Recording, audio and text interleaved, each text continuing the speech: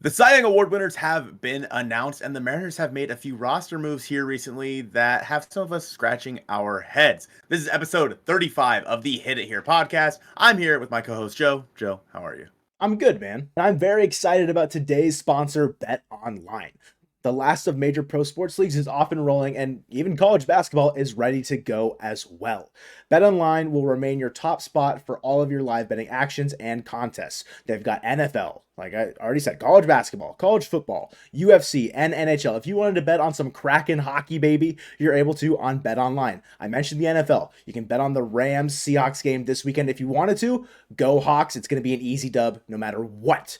BetOnline is your number one source for wagering news, odds, trends, and predictions as well. They've also got desktop and mobile access at any time. So if you're on your couch watching the game, place a bet from your phone if you'd like to, or if you're at your setup, place a bet from desktop and you'll be good to go. Head to BetOnline today and remember to use our promo code BELIEVE for 50% off your welcome bonus on your first deposit. That's BELIEVE, BLEAV. They've got plenty of different things to bet on, even the MLB, like free agency, or you could bet on who would win certain awards. But Blake Snell, he just won the Cy Young. Is he going to be a Seattle Mariner? Well, you can place a bet on that with BetOnline today. BetOnline, where the game starts. And we're starting, like I mentioned already, Blake Snell. He just won the National League Cy Young, got 28 first place votes, and we all know that last podcast topic was about Blake Snell. He wants to be a Mariner. If the, cards are in our favors again with signing a pitcher coming off a Cy Young award-winning season, just like Robbie Ray did back in 2021 going into 2022, that signing's probably not going to happen for another 2 weeks because it was finalized on the 29th of November last time. So if you're wanting something to be announced soon, don't count on it quite yet. But we did also get some exciting news about the American League Cy Young results, specifically for some Seattle Mariners. Colton, what were those results? Yeah, so Garrett Cole came out on top, winning the American League Cy Young. I know there was talks that maybe Luis Castillo could win it before the month of September happened. And unfortunately for Luis, he did fall to 5th in the Cy Young votes, but also George Kirby finished 8th. So 2 Mariners in the top 10 in Cy Young voting for the American League in 2023. I mean, that's pretty good. It just goes to show how good the Mariners rotation was this season. And even going into next season, like you said, possibly looking at Blake Snell or someone like that, adding another Cy Young Award winner who's now won it twice, I believe, would be a big addition, to this rotation. Oh, Obviously, yeah. Robbie Ray's won it. There's a bunch of Cy Young Award winners in that rotation, so it's there. But for the Mariners, very very cool to have 2 guys in the top 10. Yeah, there's a lot of potential pedigree in that rotation for the years to come because I mean, Kirby in his second season getting the top 8, who knows? Next year could be the year for George Kirby where he cracks into the top 3 and is a finalist. Maybe he even wins it all. In other Mariners news, of course, we all know that the offseason and rumblings and stuff, it's starting to heat up slightly. And there was talk that maybe trades and stuff were going to happen a bit more with the Rule 5 draft and the 40-man roster kind of deadline. It approached earlier this week, and nothing really happened. But there was one move that you mentioned at the top of the show that kind of scratched our heads at. Yeah, Mike Ford is gone once again. The guy who stabilized the DH position for the Seattle Mariners in 2023 is gone. You guys know my affinity for big, beefy boys that hit tanks, all right? Because I aspire to be that one day. Joe and I aspire to be big, beefy boys who strike out all the time but hit tanks. I don't know. And Mike Ford, I Daniel don't Vogelbach. know if you want me, you're speaking for me right now. I'm speaking for you. As you guys can see, the Daniel Vogelbach jersey, which you may or may not be able to see on Joe's layout, it pains me to see another big beef boy go. But alas, Mike Ford, the Broncos' son, is gone. Zach DeLoach was added to the Mariners 40-man roster. He hit 283 last year. So Close, yeah. I don't know. He's a corner outfielder for the Seattle Mariners. He's a guy that I don't really expect to see a whole lot of time for them. But with that being said, he also probably would have been picked up by somebody at some point, maybe like an Athletics or something like that, as a guy to give a chance. You know what I mean? So yeah. I understand why the Mariners made the move. It's still kind of questioning why, it wasn't Evan White or someone like that. Obviously, we don't know the contract with Evan White. They still think that maybe he can come back healthy. Obviously, we know the story with Evan White. So I think it would have made a lot more sense for it to be Evan White than, say, Mike Ford. But here we are. Mike Ford is going to be a free agent again. He always somehow ends up coming back to the Seattle Mariners. Joe, how do you feel about this move? He could clear waivers and still remain within the team, right? I mean, I think he can reject it and Oh, become a can he free agent. become a free Yeah, agent and then just come I back believe as? so. I guess that's a good point. Regardless, I mean, if we were going into 2024 with Mike Ford as our DH, or kind of holding that roster spot hostage, essentially, that's not necessarily a good thing either. I think it is just kind of, we haven't seen anything happen yet, so until something does, it's going to be a head scratching move because he put up what, the third or fourth highest WRC plus on our team last year. Obviously, he's not a qualified batter because he doesn't have the same amount of innings or plate appearances, whatever, as some of the other guys that we're seeing every day innings. However, in the spots that he got, dude was pretty damn serviceable. And if we don't have production from the DH spot at the beginning of the year next year, just like we started off 2023 with trying to roll out Hummel and Listella, and we didn't get Ford up until June, it's just going to be another move where we're like, what were they doing? Because holding on to that spot, and it's like, what, he was going to get paid like $1 million, maybe like 1.5 next year. Yeah.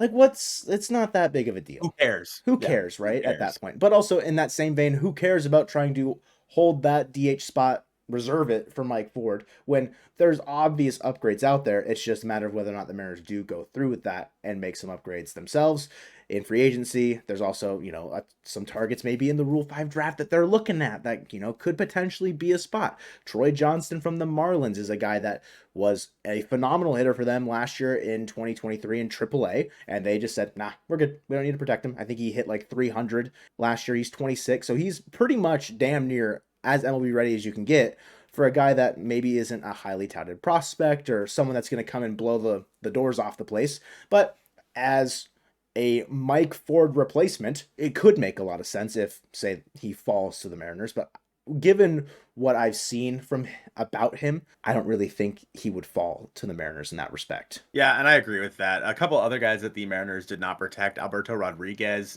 Taylor Dollard, Axel Sanchez, and Luis Sweetbell. How do you say that? Yeah. Sweetbell. Mm-hmm. So none of those guys were protected. Deloach was protected. Do you think any of those guys have a chance to get picked up anywhere else? I don't really know because Sanchez didn't have a very great year last year. I doubt Sweetspell because he's 20 in A ball. Like, no.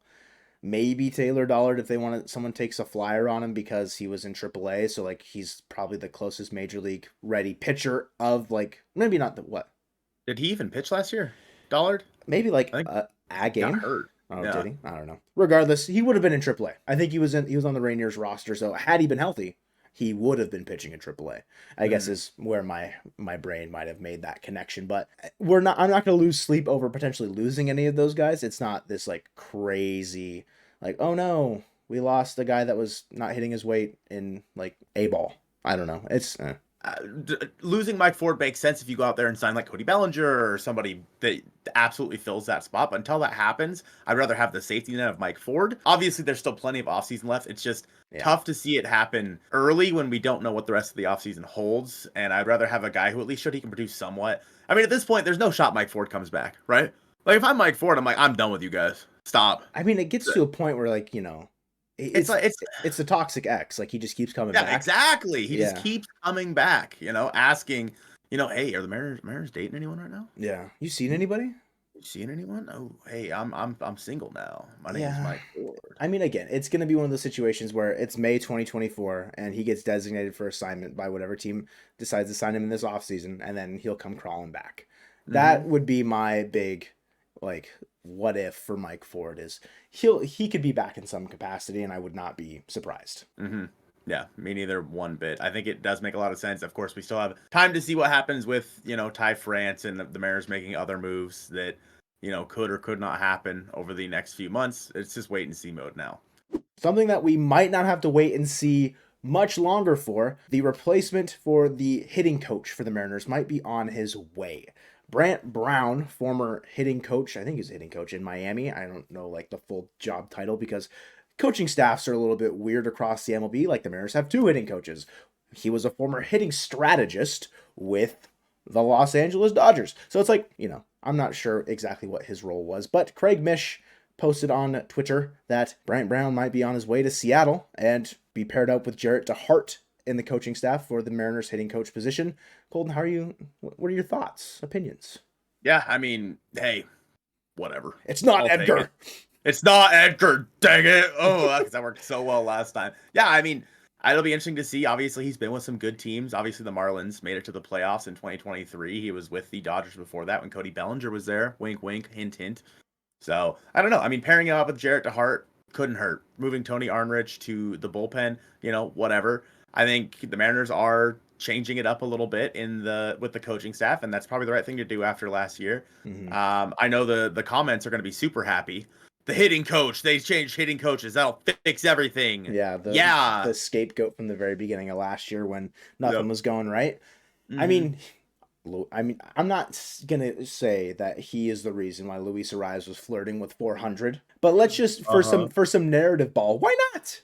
Why not say that it's all thanks to Brant Brown? So JP Crawford, welcome to the 400 club next year. Happy to have you, bud. Yeah, I know that in the comments of that Craig Mish tweet, a lot of the Marlins fans were upset. So good to know. I'm not gonna act like I know anything about Brant Brown, and I did zero research before we came on this podcast. Whoa. So hey, let me just peel back the facade here. I did zero research. I don't know anything about this guy, but the Marlins fans seemed upset. So cool. I'm sure Axon will be in the comments telling me exactly what Brant Brown has done in the past. Yeah, given his, I don't know how you can measure the success of a hitting coach necessarily, aside from like just team batting success. But for those conversations around like, oh, the players can only do so much, or the coaches got to do more. Like, how much can a hitting coach really impact? Like, how can you measure their success? Obviously, there's times and places where situations don't work, fits don't happen. Like Sean Casey with the Yankees, right? They tried it. I think they're going their separate ways, and I saw a decent amount of like pushback from Twitter sphere world that maybe they should have kind of let Casey write it out there in New York. So if Brant Brown comes in and the Mariners are hitting, great, it'll be good for him. If they aren't and the hitting woes kind of continue and perpetuate throughout 2024, we all know who's going to get the finger pointed at him the most, aside from Scott Service. Yeah. I can't believe Brant Brown's going to make the Mariners have a subpar offense. That's crazy, bro. And if you guys are enjoying the podcast so far, whether you're on YouTube, make sure to leave a like and subscribe to the channel. And if you're on the audio end on Spotify or Apple, we had a huge episode last time on Monday with the Blake Snell episode. We almost eclipsed 100 downloads. So if you guys are, curious about where we're at in terms of the audio spectrum, make sure to check us out on those. And thank you to Believe for bringing us on as the Mariners representative for the Believe Podcast Network. The next topic up ahead is how Rob Manfred is continuing to dismantle the game that we love, the pitch clock, the ever so, this big problem from last offseason. I think turned out okay in 2023. I didn't, pretty good. They're wanting to make more changes to it. Colton, what is that change? So, Robbie Manfart wants to change it to 18 seconds with runners on instead of 20 seconds. Whatever. That's so negligible. It's just like, I would rather just go the other way. I think it maybe should be a little bit longer, like add 2 seconds, like maybe it'd be 17 with nobody on and 22 just to, I still, and I don't know, again, if there's any data backing this up, I still worry about pitcher injuries because it's like, that's the thing that I worry about with the most. And I don't, again, no data to back this up. I'm sure there are guys out there that are, or machines or something out there that are running, that kind of running the numbers. But for right now, I don't know. I still worry about pitcher injuries, speeding it up that quick. 18 seconds down from 20. I mean, I don't know. Some of my, like, when you're in the heat of a game, you need to not have something where, bases are loaded in the bottom of the 9th inning with 2 outs and winning runs on third base. And, oh, whoops, he walked the guy because he thought he had 2 more seconds. No, that's just, why continuously change it when all the guys finally adapted last year to what they did? I don't know. Rob Manfred, shut up. I hate you. I know, we know. I think if I had to guess why they would want to make this change instead of 20 seconds, it being 18, they probably looked at all the data, maybe not all, the majority of the data in a set that was the runners in scoring position, the average time a pitcher, or like, whatever, the average time in which the pitch was thrown, right? And they probably found that not many pitchers were probably going all the way down to that 20 seconds. If I had to take a stab at why they might want to continue to reduce and increase the pace of play, it was the fastest MLB season like ever. I don't think there's any way you can really go against that argument in terms of just pace of play, time of games, whatever. So if they want to continue to bring the action quicker, that's ultimately the goal. and create less downtime in between, moments of action. Those 2 seconds, I really don't think it's going to make that much of a difference. But if I had to try and pinpoint where it would be, it's just probably because pitchers weren't using the full 20 seconds, right? 2 seconds is a long time. That's what I've been thinking the whole time is those are some valuable 2 seconds. Very valuable. A lot can happen in 2 sometimes seconds. That's all you need to, throw the pitch, right? Come set, and then you're there and you're done. With that, you said it, the pitcher's already adjusted. Why make this change again? So a guy like Munoz who wants to come set quick and pitch the ball home even faster, he was never really going down to the 18 to 20 anyways. So for him, I don't think he's going to be that affected. But for guys that I can't even who's a guy that likes to let the pitch clock go down? Like Bryce Miller? Was he a guy that likes to let the clock go down? Karinchak. Well, yeah, of course but he wasn't seen in the MLB after May or June, pretty much. So bad. Yeah, he's probably done. I hope so. God, that guy's just rubbed you the wrong way. Gross. So, Joe, Cal Quantrill is the guy that I've always been interested in. He went over from the Padres to the Cleveland Guardians in I believe it was the Austin Hedges trade, maybe? I don't remember. It's been a while. But anyways, he is no longer with the Guardians as he was either DFA'd, or non-tendered, Joe. You're not sure? He was DFA'd or non-tendered. Just keeping you updated. Uh-huh. How do you feel about Cal Quantrill and the Mariners? Do you think there's a potential fit there? Could be. I don't know necessarily if it's something that they would inquire about until other moves were made. So, because he's gonna get starter opportunity elsewhere. You know what I mean? And it is one of those situations where he had a pretty good year in 2022, had a pretty bad year in 2023. So are we, expecting a bounce back potentially with Cal Quantrill? I'm not overly certain with that, but pitching labs can help. I don't think they would help James Karinchak, but I think they could help Cal Quantrill potentially. And, it could be a fit if there's a trade that happens and we could bring Quantrill in, or we can use him as some sort of liability insurance for the Mariners pitching staff in some capacity where he could be a long arm out of the pen. But in that same way, I think he would get opportunity elsewhere. He can't just be our Luke Weaver for next year. He's going to get an opportunity elsewhere. Yeah, I agree with that. And honestly, he's probably going to want to start. I wouldn't be shocked to see him go somewhere where, like the Athletics or the Royals or someone, you know what I mean? Just to kind of recoup his value. In 2023, he was 28. He, in 99 innings, had an ERA of 5.24. His ERA plus was at 80. His FIP was at 4.79. WHIP was almost at 1.5. He was walking 3.2 guys per 9. Compared to just a 5.2 per 9 strikeout rate. Ooh. Not good. But 2022 in 186 innings, he was pretty damn good. He struck out 128 guys in 186 innings. Not great. 112 ERA plus. His strikeout rate was 6.2. His walk rate was about 2.3. So he was better. So this is a guy, Quantrill's a guy that the Mariners could be interested in, again, out of the bullpen. I think it would make a little bit of sense for them. As for other guys that could be leaving the Mariners, Joe, we have some of our community questions that we need to get into here. And we had one asked by Buddy saying, who do you think could be non-tendered for the Seattle Mariners? I really don't. I know when arbitration figures came out, everyone's like, Ty France, who's going to pay Ty France $8 million, whatever he's owed in potential arbitration? I don't think they're going to non-tender him because, one, we just DFA'd Mike Ford, so there's no backup first baseman now, unless you're fully bought into Tyler Locklear or you are guaranteeing yourself a first baseman in free agency. It doesn't really make sense to non-tender him there. Aside from that, I don't really think there's other guys that make a lot of sense to non-tender.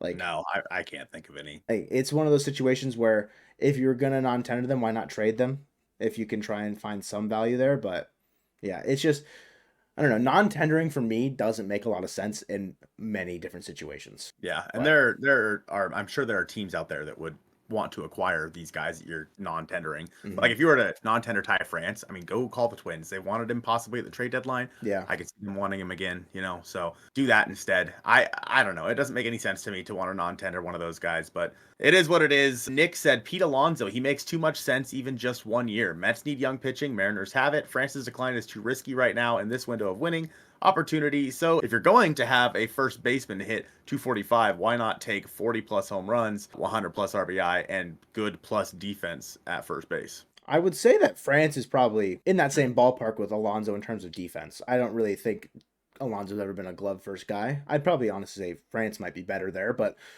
first base defensive metrics are kind of a wash regardless of that.